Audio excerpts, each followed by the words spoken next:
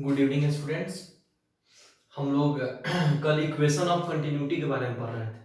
हम लोग fluid mechanics पढ़ रहे हैं। उसमें हमने कल इक्वेशन ऑफ कंटिन्यूटी बताया था, जहां हमने कल इक्वेशन ऑफ कंटिन्यूटी ये बताया कि A B equal to constant. Equation of continuity में जहां हमने बताया कि ए एरिया है, भी स्पीड है, तो वहां हमने बताया कि ये एरिया है, भी स्पीड है, और ये किसके बराबर है? कांस्टेंट के बराबर है। यानी हमने बोला था कि a1 v1 इक्वल टू आया था इक्वेशन a2 v2। तो हम बोले बड़ा फेमस रिलेशन है, आगे ये काम देने वाला है। इसको हमने बोला था कि ये इक्वेशन ऑफ कंटिन्यूटी का है। ठीक, फिर हम बात कर रहे हैं क्या कि इक्वेशन ऑफ कंटिन्यूटी, जब हमने इसको बोला कि a1 v1 equal to a2 v2, यानी ये एरिया है और ये स्पीड है, ये बराबर है। हमने कहा भी था कि इसको बोलते हैं एरिया इनटू स्पीड को बोलते हैं रेट फ्लो।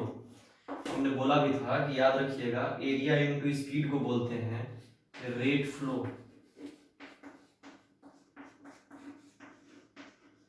मतलब एरिया इनटू स्पीड को ऑलवेज क्या बोला जाएगा? Rate flow. ये एकदम सिंपल कॉन्सेप्ट आप याद रखिएगा, एरिया इनटू स्पीड क्या होगा आपका? Rate flow. ठीक है, और इक्वेशन ऑफ कंटिन्यूटी में कल अच्छे से हम पढ़ा दिए। ठीक, अब इक्वेशन ऑफ कंटिन्यूटी से ही एक बार आईआईटी में पूछा है क्वेश्चन, आईआईटी 2005 में पूछा है। इस क्वेश्चन को हम लोग लेते हैं। ठीक, बड़ा सिंपल क्वेश्चन है, तो ध्यान से देखिएगा, आप लोगों को समझ में आ जाएगा।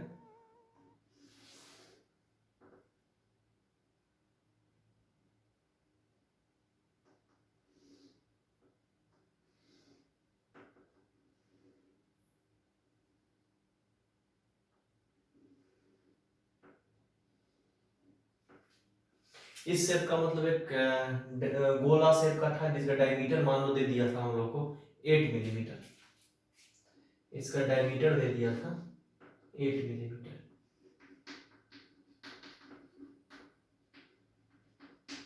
ठीक, अब उसके बाद क्या बोल रहा था कि इसके अंदर से फ्लूइड फ्लो कर रहा है। कुछ फिगर बना दो, इसको ऐसे लगा दिए, इसका कंटेनर बना दो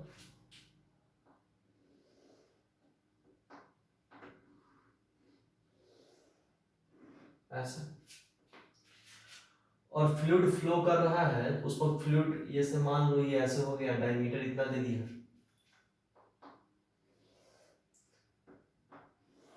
एक कंटेनर शेप को हम बना दे रहे हैं, समझ में आ रहा है ना? इसको बेस मान लेना, बेस के ऊपर कंटेनर शेप को हम रखना है। ठीक, और इसके अंदर से फ्लूइड फ्लो कर रहा है।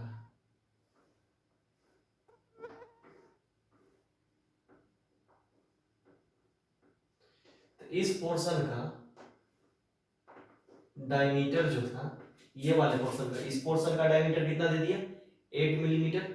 और ये वाले पोर्शन का डायमीटर दे दिया 2 मिलीमीटर। तो जब ये वाले पोर्शन का डायमीटर दे दिया 2 मिलीमीटर, इसमें मेरे समझ से कोई दिक्कत नहीं होगा। फिर क्या बोल रहा है कि यहां से जब फ्लूइड फ्लो कर रहा है तो फ्लूइड का कुछ अपना स्पीड होगा। फ्लूइड का स्पीड यहां पर आप लोग को दे दिया है, मान लो कुछ 0.25। जो डाटा देख लेते हैं, आईडी क्वेश्चन है। हाँ, फ्लूइड का स्पीड दे दिया है 0.25 मीटर पर सेकेंड। ठीक, इसमें मेरे समझ से कोई दिक्कत? और ये हाइट दे दिया है, ये वाला हाइट दे दिया है 1.25 मीटर। मतलब ये वाला हाइट आपको कितना दे दिया? 1.25 मीटर। ठीक, अब खुद सोचो, जब फ्लूइड इसके अंदर से चल रहा होगा, फ्लो कर रहा होगा, जब फ्लूइड इसके अंदर से फ्लो कर रहा होगा, तो जब ये यहां से ऐसे ऐसे गिरेगा तो एक पैराबोलिक पाथ बनाएगा ऐसे। तो ये जब पैराबोलिक पाथ बनाएगा, खुद सोचो, तो इस पैराबोलिक पाथ का कुछ रेंज होगा, प्रोजेक्टाइल मोशन की तरह सोचो। तो इस पैराबोलिक पाथ का कुछ रेंज होगा। तो आईआईटी में क्वेश्चन यही बोला था कि मैं रेंज निकाल के दिखाओ। बहुत सिंपल क्वेश्चन है, बनाने की कोशिश करिए, इसका रेंज निकालना है, ट्राई करिए।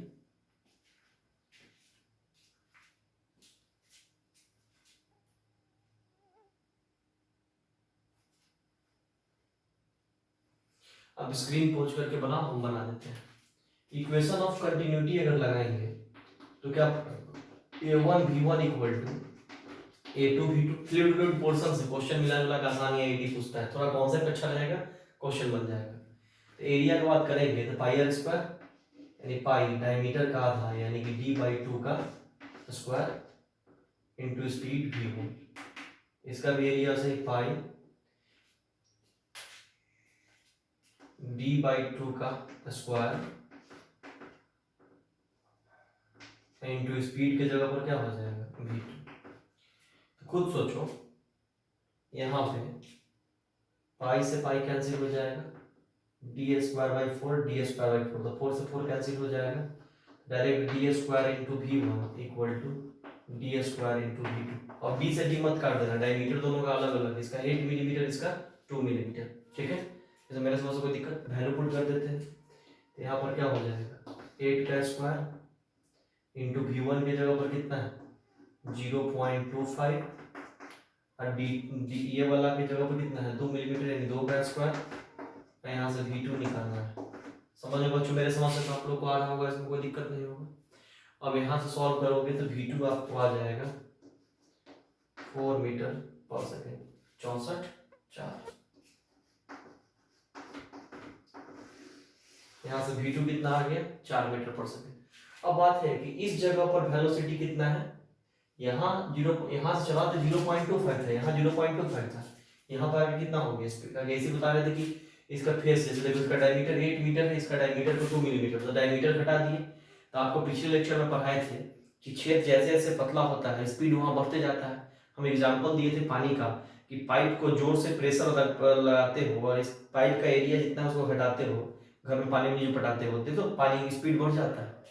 तो वही यहाँ पर इसका स्पीड बढ़ गया, कितना हो गया 4 मीटर पर सेकंड। लेकिन मेरा क्वेश्चन था रेंज निकालना, हाइट गिवन है, रेंज निकालना, कोई दिक्कत।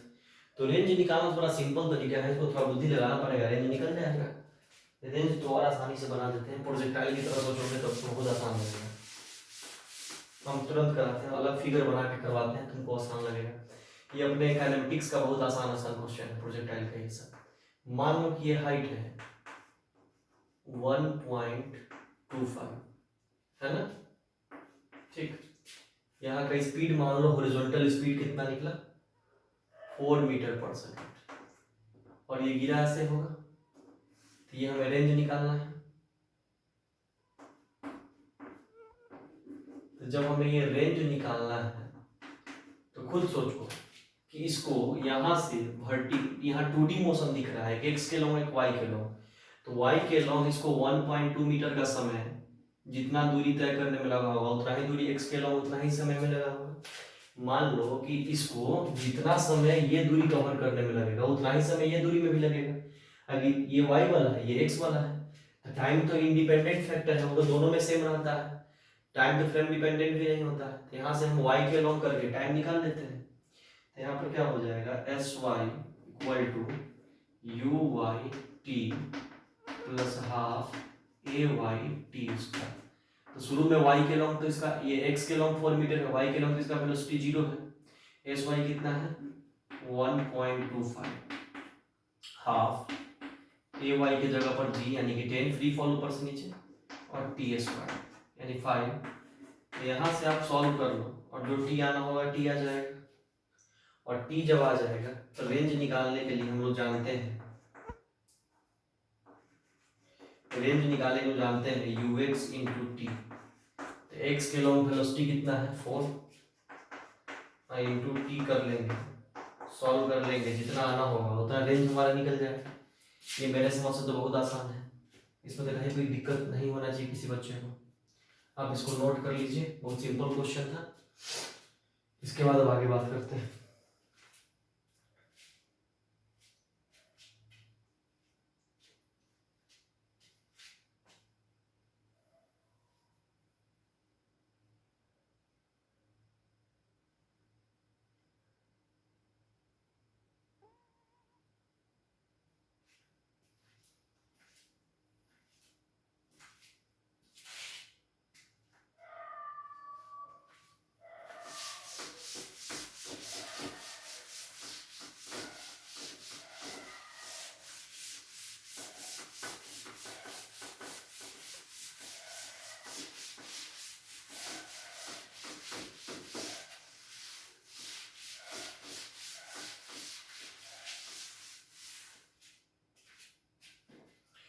अब बहुत बेहतरीन टॉपिक स्टार्ट कर रहे हैं, बर्नौलीज थ्योरम।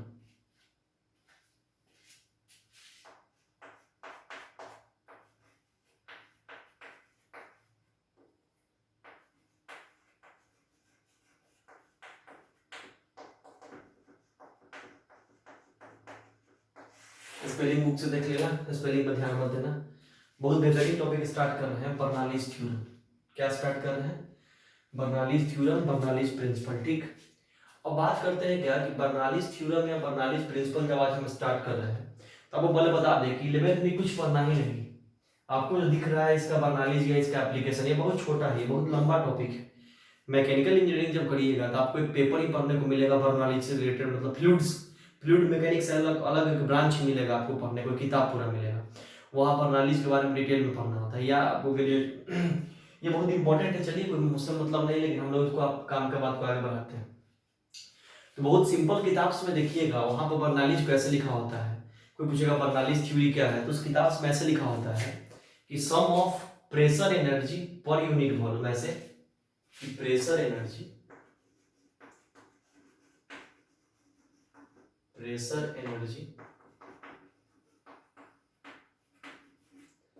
पर unit volume plus potential energy per unit volume plus आपका प्रेशर एनर्जी, पोटेंशियल, एक और एनर्जी क्या होगा, kinetic energy per unit volume. ये आपका किसके बराबर होता है? कांस्टेंट के बराबर होता है। इसी को बोलते हैं, सिंपल किताब में ऐसे लिख देते हैं कि sum of pressure energy per unit volume, potential energy per unit volume, kinetic energy per unit volume, या फिर किसके बराबर होगा? कांस्टेंट के बराबर होगा। इसको बोला गया बर्नौलीज थ्योरी। क्या बोला गया? Bernoulli's theory. लेकिन इससे कुछ काम चलने वाला है नहीं। जो भी आईआईटी लेवल का क्वेश्चन सॉल्व करना होगा या जो बहुत सारा बात होगा, ठीक, तो उस सब में इससे कुछ फायदा होने वाला है नहीं। उसको डिटेल में हम दूसरे तरीके से एक्सप्लेन करते हैं, ठीक, जिससे कि क्वेश्चन पकड़ में आ जाए। तुमसे कोई पूछेगा कि बर्नौलीज थ्योरी अभी क्यों पढ़ रहे हैं, तो तुम समझाना कि किसी भी दो पॉइंट के बीच में, सिर्फ पहले ऐसा बोलना कि जब फ्लूइड फ्लो कर रहा होगा, क्या बोलोगे? कि जब फ्लूइड फ्लो कर रहा होगा वहां कोई भी दो पॉइंट के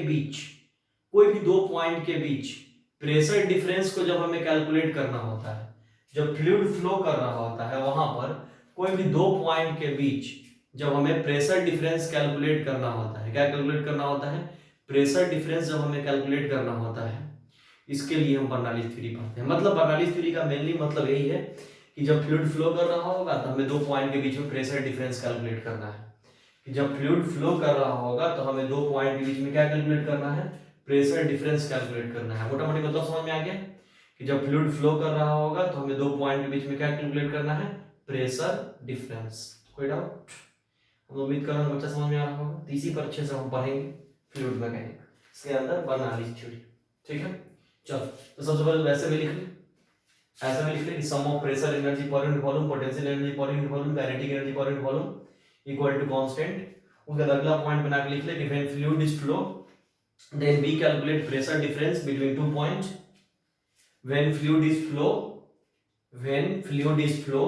then we calculate pressure difference between two points. ठीक, अब हम अच्छे से एक्सप्लेन डिटेल में करते हैं। ठीक, चलो,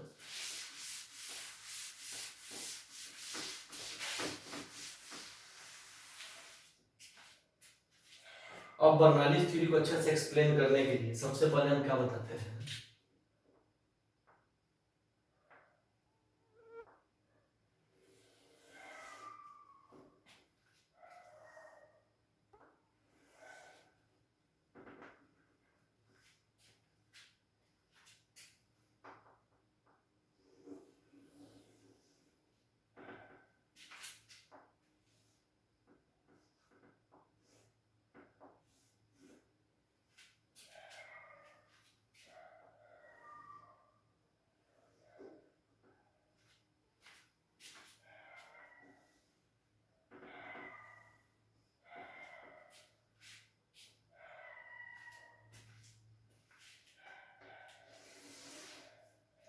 मान लेते हैं कि इस पॉइंट का प्रेशर P1 है और इस फेस का एरिया A1 है।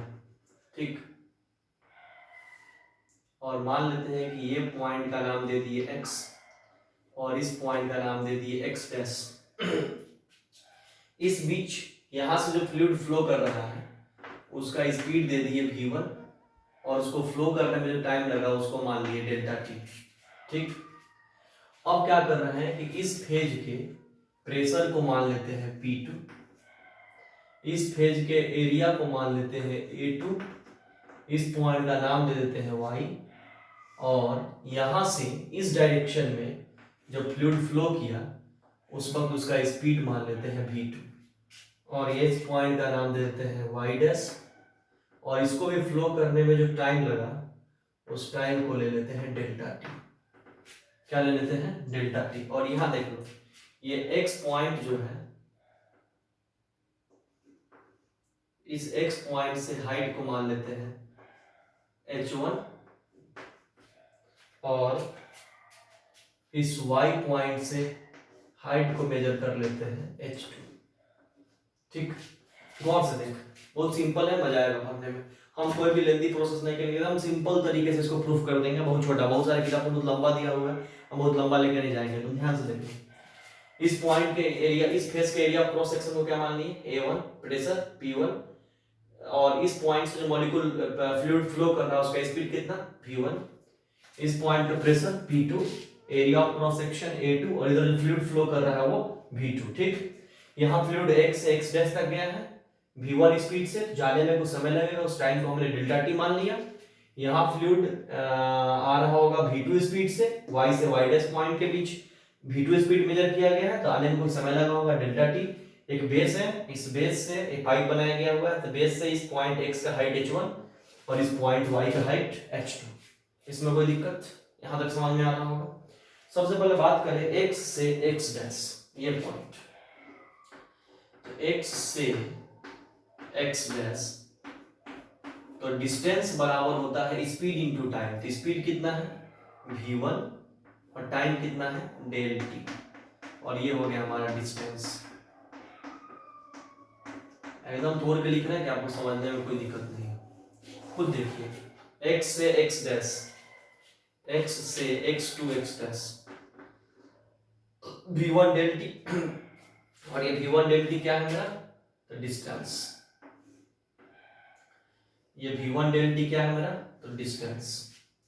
एकदम आप लोगों को समझ में आ गया होगा, इसमें कोई दिक्कत? तो वैसे ही बात करें y टू y डैश, ये क्या हो जाएगा? y से y डैश का डिस्टेंस कितना होगा? स्पीड v2 है, टाइम डेल्टा 2 है, यानी v2 डेल टी। ये तो सारे बच्चों को आ रहा होगा, इस डिस्टेंस बराबर स्पीड इनटू टाइम। ये भी क्या है मेरा? डिस्टेंस। ठीक, चलो अब क्या करते हैं? वॉल्यूम निकालते हैं।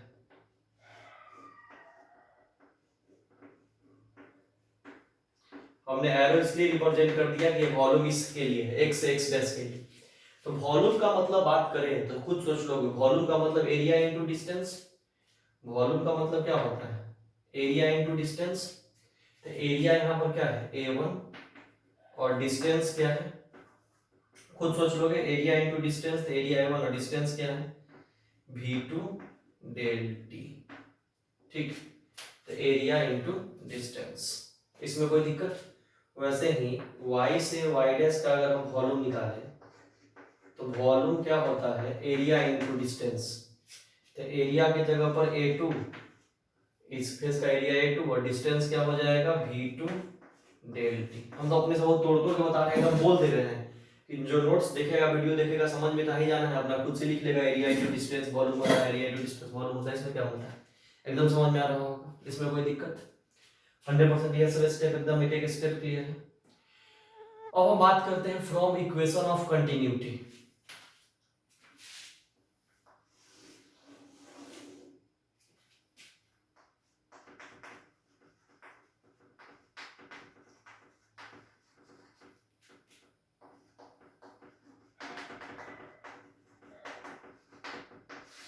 तो इक्वेशन ऑफ कंटिन्यूटी से अगर हम बात करें तो खुद सोचो, a1 v1 del T equal to a2 v2 del T होगा। A1 V1 del T equal to A2 V2 del T, del T cancel कर देते हैं तो कोई मतलब नहीं, लेकिन ऐसे लिख सकते हैं, खुद सोचो। ऐसे भी ये देख लो, ये वॉल्यूम है, ये वॉल्यूम है, तो initial volume equal to final volume भी कर सकते हो, इसको कोई बड़ी बात नहीं है, ठीक है। A1 V1 डेल टी, यहाँ हमने कुछ गलत कर दिया क्या?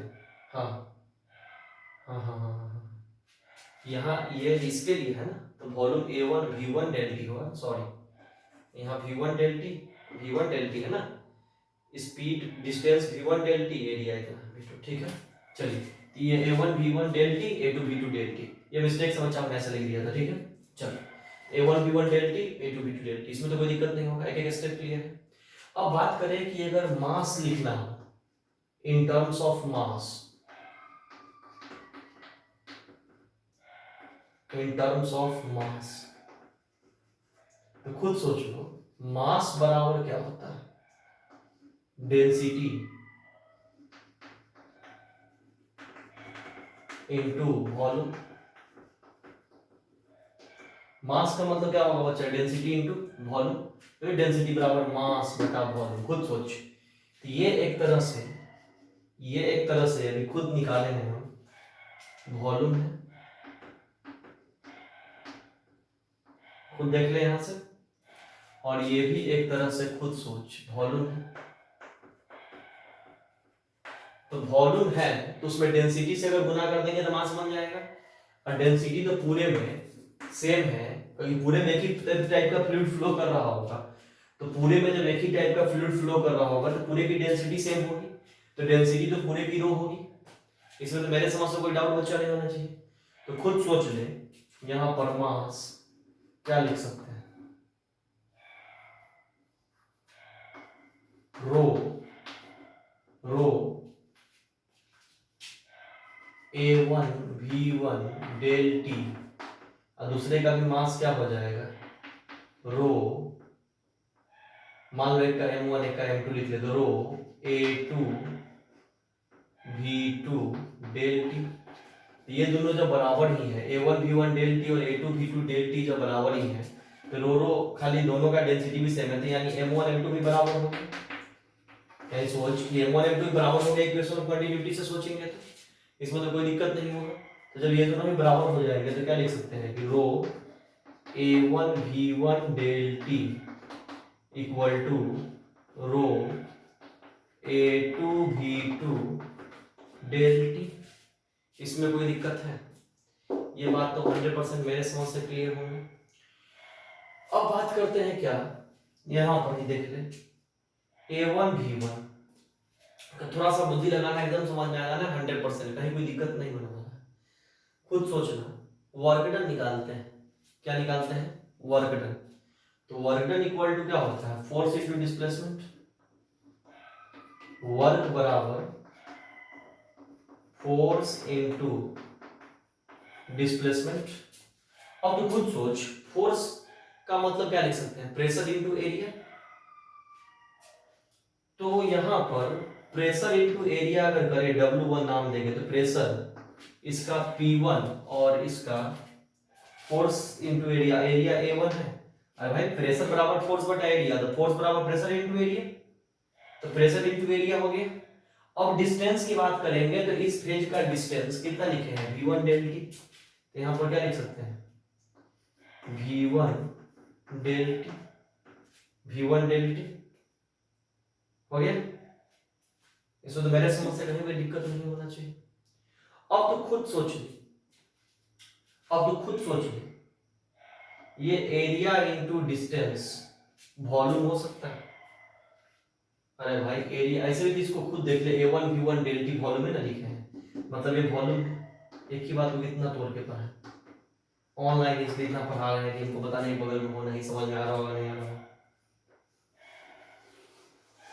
उब जाते इतना तोड़ के पढ़ाने में, लेकिन ये वॉल्यूम है, एरिया इनटू डिस्टेंस। तो वॉल्यूम के जगह पर क्या लिख सकते हैं? खुद बता। जैसे डेंसिटी बराबर मास बटा वॉल्यूम, तो वॉल्यूम बराबर मास बटा डेंसिटी, तो वॉल्यूम की जगह पर मास बटा डेंसिटी रख देंगे। तो खुद सोच, W1 इक्वल टू P1, मास को मान ले डेल्टा M, मास बटा डेंसिटी रो मान सकते हैं, या एम ही मान ले मास को, उससे कोई फर्क पड़ेगा नहीं, बाद में कट ही जाएगा। तो W1 equal to delta M P1, अरे वॉल्यूम की जगह पर लिख सकते हैं ना मास बटा डेंसिटी, इसमें तो बच्चे कोई दिक्कत नहीं होगा। अब सिमिलरली अगर बात करें W2 निकालने की,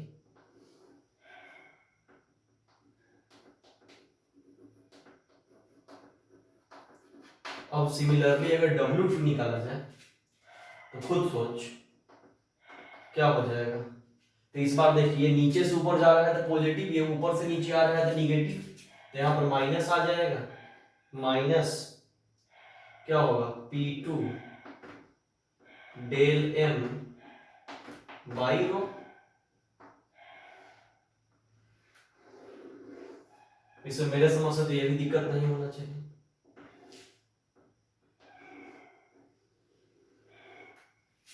इसमें तो मेरे समझ से कोई दिक्कत नहीं होना चाहिए। ये स्टेप एकदम क्लियर होगा, निगेटिव साइन आएगा, ये भी समझ में आ गया बच्चे आप लोग को, कोई दिक्कत? यहां तक जब कोई दिक्कत नहीं है तो यहां तक आप नोट करो, फिर इसके आगे हम बताते हैं।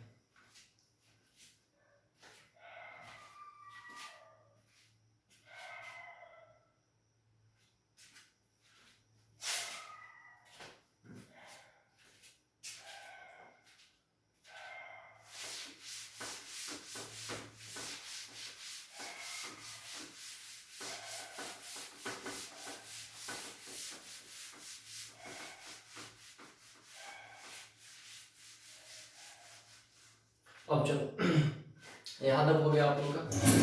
अब W3 निकालना है,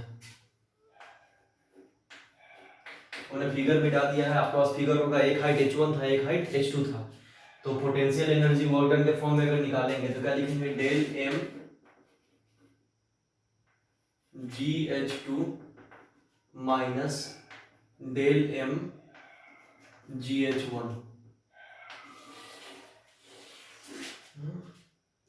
ये चौक तो गड़बड़ हो गया।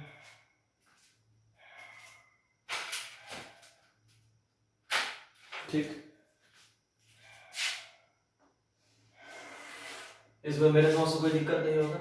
अब आप लोग को मैकेनिक्स में पढ़ाए थे कि वर्क डन बाय वेट जो होता है वह negative of gravitational potential energy के बराबर होता है। तो ये जब आप पढ़ाए थे तो यहाँ पर हम लिख सकते हैं वर्क डन बाय वेट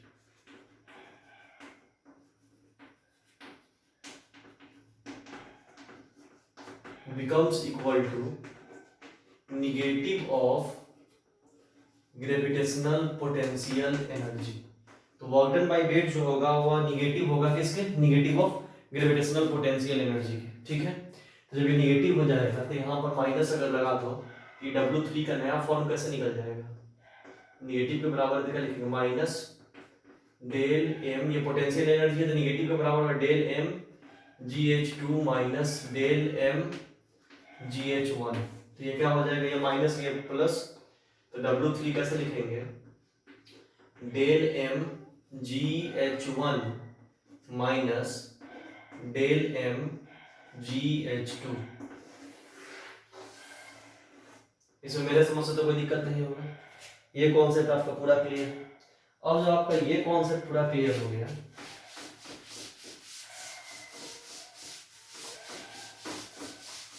अब हम यहाँ पर चेंज इन काइनेटिक एनर्जी निकाल लेते हैं। तो जब हम चेंज इन काइनेटिक एनर्जी निकालेंगे तो change in kinetic energy equal to kinetic final minus kinetic initial. तो इनिशियल स्पीड v1 था, फाइनल स्पीड v2 था, तो क्या लिख लेंगे, half del m v2 square minus half del m v1 square. ठीक है, अब ये जब ये सब पूरा जब निकाल लिए, इसमें मेरे समझ से कहीं कोई दिक्कत नहीं है, तो हम वर्क एनर्जी थ्योरम लगाएंगे। वर्क एनर्जी थ्योरम, तो वर्क एनर्जी थ्योरम क्या बोलता है कि work done by all the forces equal to change in kinetic energy, यानी सारे फोर्सेज के द्वारा जो वर्क डन होता है वह चेंज इन काइनेटिक एनर्जी के बराबर होता है। तो जब बच्चे सारे फोर्सेज के द्वारा जो वर्क डन होगा अगर वो चेंज इन काइनेटिक एनर्जी के बराबर होगा, तो खुद यहाँ पर सोच लो W1 वर्क कितना था, P1 डेल m बाई रो था, इसमें मेरे समझ से कोई दिक्कत नहीं होगा। W2 क्या था, minus P2 del m by rho. W3 क्या निकला है, तो plus del m GH1 minus del m GH2 निकला। अब प्लस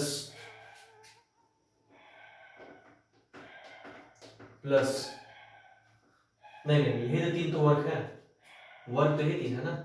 अब becomes equal to change in kinetic energy, तो चेंज इन काइनेटिक एनर्जी क्या हो जाएगा, खुद सोचो, half del m v2 square minus half del m v1 square.